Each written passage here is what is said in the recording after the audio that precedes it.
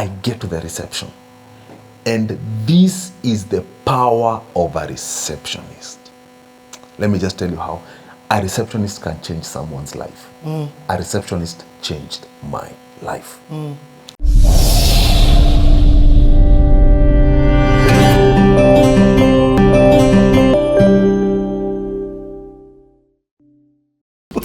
Okay, so Yes. again, Yes. let's go back to this time when you're club hopping. Yes. You've talked about gospel. Yes. Are you listening? Who's in the scene? Now, I am listening to gospel music, but I am finding gospel music to be... Low quality. It is not cutting through to me. It wasn't cutting through to me. I could feel there is something going on here. I could feel there is something going on here, but I wasn't connecting with it at that point. And Krowbar, Yes. let me ask this. Yes. And this thing is so huge for me. All right. When you're saying it's not, even the production, The production wasn't cutting through for me. and not just local, even international. No, some international songs were cutting through for me, but I didn't know many of them because my ear was not following gospel music. My ear was following secular music. I had just dedicated myself to following secular music. So I'm just going to gospel events because I'm raised in this gospel home. Maybe I got saved a month ago and I'm feeling like I need to go to a gospel gig, and I'm just going to this gospel gig because I feel I'm now saved. Is that making sense? So it is not an intentional move yet. It's not a very grounded move yet. And was there any Kenyan gospel you're listening to from 2001 up until? Oh yes, I'm listening to a lot of Kenyan gospel. I'm listening to Kina Majimaji, all these people. Majimaji is gospel? No. Gidi Gidi Majimaji. No, but gospel. Was there any Oh, gospel? sorry. I'm listening to Kina Joxi at that point, but I'm not intentionally listening. I know there is Joxi. I know there is Mas G. I know there is DJ Josh. I know there is Rafton. I know there is Henry Motuko. I know there is Esther Wahome. I know there is Angela Chibalonza. I just knew them, but I wasn't keen on them. But on the other side now, on the other side, from Ted Josiah, you see, yeah. Ukomi, I'm sold out. Akina Ogopa, I liked Akina Ogopa, and I was the moment I knew Red Sun was out there. I have been a Red Sun fan. Nice. Up to today, I'm still a Red Sun fan. Nice. I still find him to be really, really unique as a sound and I was a diehard. Every song Red Sun was checking out, I down with it. Nikipita Wanipa. I was a diehard Red Sun fan. And that is because I was like, I saw this guy when I was a kid. Man, this guy is making moves. Man, this is dope. At that point, I'm thinking, I hope I produce jams like this at some point. You see, my mind is just thinking production. And so that's the kind of stuff I'm consuming throughout my high school. Now, this is where the name Krowbar comes in. Hey. So the name Krowbar comes in. There used to be this teacher, and I can't remember his name. He would say my name Karumba. So the name, when you read it, it's Karumba. But when you read it in vernacular, it's not pronounced Karumba. It's pronounced Krowbar. Oh. Krowbar. And so he would say it very good, Krowbar. Krowbar. And so Shahid, my best friend, said, this guy is calling you Krowbar. And so Shahid started calling me Krowbar. Yo, Krowbar. I said, yeah, Krowbar. And I liked the name. Yeah. For real, I liked it. So immediately after we cleared high school, there's this phase of an era that would come where every kid would do ICDL, computer studies, international something, computer driving license. I don't know why they used to call it like that. And I don't know, and we never had a car, but my mom said, I want you to do driving. I didn't have a car. So I did ICDL and I did driving. That time people used to take a 1-year break before going to university. Yeah, so see, I cleared in 2003. In 2003. First of all, did you do well? Or were you average? No, I was an average student. I got a C+. I got a C+, a 6.7 C+. A 6.7 C+ around there. Yeah. But you know where you're headed to. Me, I just immediately, I cleared high school. I learned of a music studio in Thika. They used to call themselves Reptile ama Raptor Studios. There's a chick known as Noel who used to sing gospel music back then. So I knew her because Noel used to live in Thika. And another group of 2 dancers used to live in Thika also. And so these guys used to have a studio opposite Thika Arcade, and they were 2 Indian brothers. And they were producing music there in like a small room. And I remember there was a guy who was a young upcoming rapper, used to call himself E-Cent because 50 Cent was big. If you're watching this, forgive me. So he used to call himself E-Cent. And so E-Cent, what E-Cent did was, I once visited that studio and I met this rapper and he said, would you sing? And I said, oh yes, I used to sing when I used to go to music festival in high school. And so E-Cent recorded a song and I did a chorus for him. That's your first time in studio? That's my first time in studio at Raptor or Reptile Studio, I can't remember the name. No, and it was and in you're Thika, singing. and I was singing. This singing came about because of Shahid. We were listening to a lot of R&B music with him. So we would sing around. And I remember there was a song that Shahid introduced me to. It was known as Zeze. Kama wanipenda. TID. Manzi, that Shahid introduced me to Bongo because his father was Tanzanian. His mother was Kenyan. Unaelewa? God rest his mom. So, but that's how I got to, now that's how Shahid introduced me to Bongo music, akina Professor J. But now me I leaned more into hip hop and stuff. When I feel those guys. Kwisha. AY. The whole gang over there. So we are here clearing high school, and then I hit this studio, and then I go like,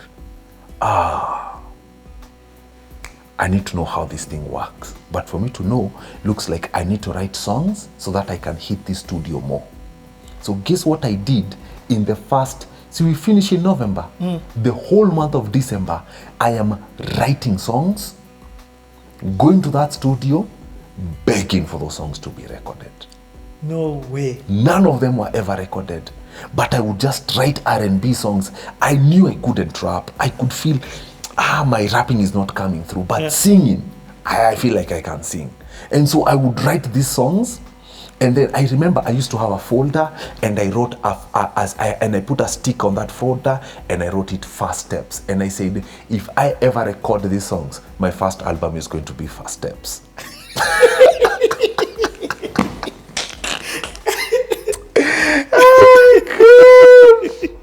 Oh my God.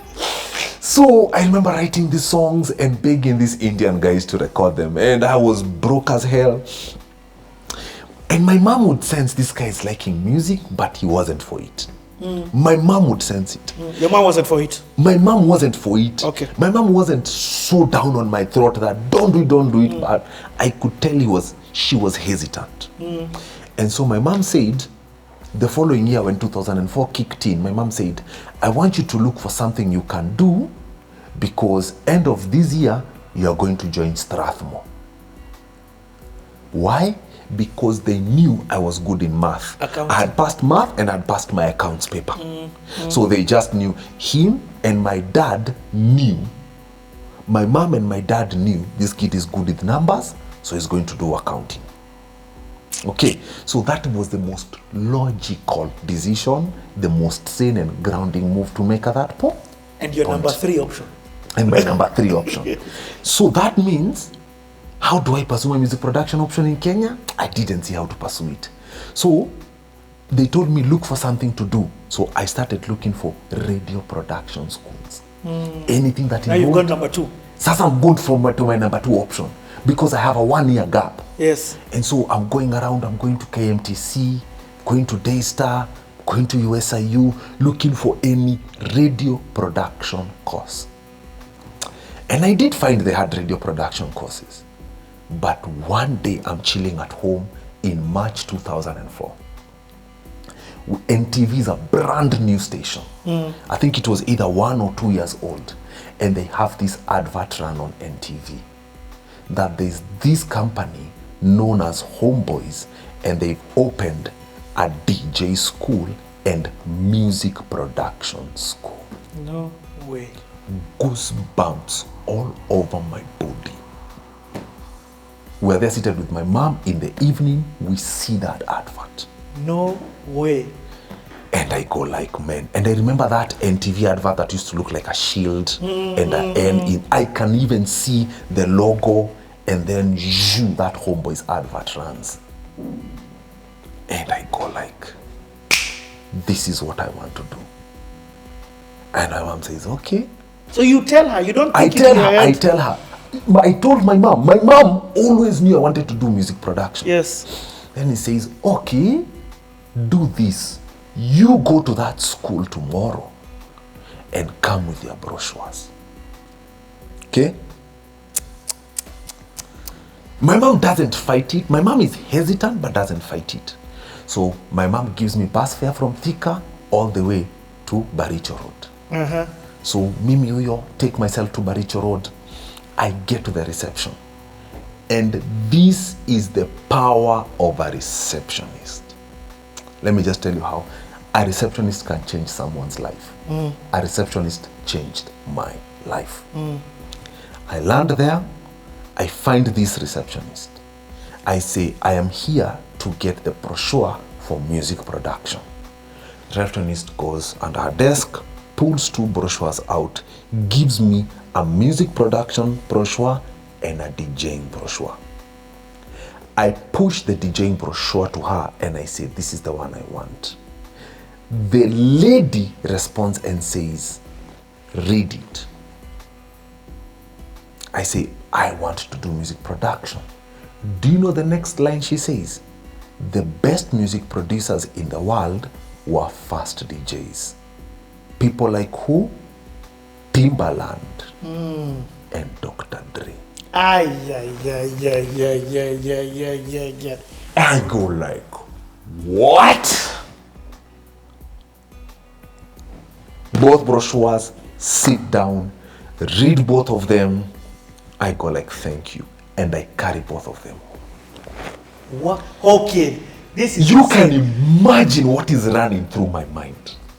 First and foremost, she mentioned Timbaland. She mentions an icon that I value. But here's what is, in fact, it was going to be my question, but Yes. you have shocked me. Yes. Because it was going to be my question, because, Yes. I mean, like you're in the club. Yes. You get? Yeah. First of all, the similarities in our life stories are insane. Especially from the love of music production. Yes. But for me, entering the club Yes. is what moved me into wanting to be a DJ. Yes. So my question was going to be to you. Yes. I'm not hearing you Mentioning at any DJ. time here. Yes. You even mentioned DJ. I mean, Josh, Yes. you didn't even mention DJ Kev. You get what I mean? No. You've not mentioned the word DJ. Yes. At all. That is the point DJing enters my life. It is in the month of March 2004. And the lady, those words Flipped everything. I go home with both brochures. I show them to my mom. My mom says, okay, I am going to pay for your music production. I tell my mom, Mom, you don't get this. It's not that I want to be a DJ, but kindly pay for this because the people I admired began with this. Oh my God. Mom says, no, I will pay for you to do music production, but not DJing. And then he says, if you want someone to pay this for you, go talk to your father. Hold on, Krowbar. Yes. By the time Yes. you enter Homeboyz with no love, no passion for nothing DJing. about DJing. None. By the time you're getting home and talking to your mom with Yes. the brochures that she had asked you to go and get, Yes. you have now switched. It's not a switch. I know that no, It is more of- it is a first steps. It is your album fast steps. steps. Notice. That concept of fast steps was instilled. It was important. Like, Yes. this is important for you to get here. This is where you want to get to. I Oh my forgot to God. say something else. Woo! There's a line that lady told me. Go into 1 sec. Let's just What? take 2 seconds to just take that in. In fact, you know what? Okay. Let's change some batteries. Let's change some batteries. This thing, hey, I know, I say what I go. Narodi, I promise we are coming back in a few minutes.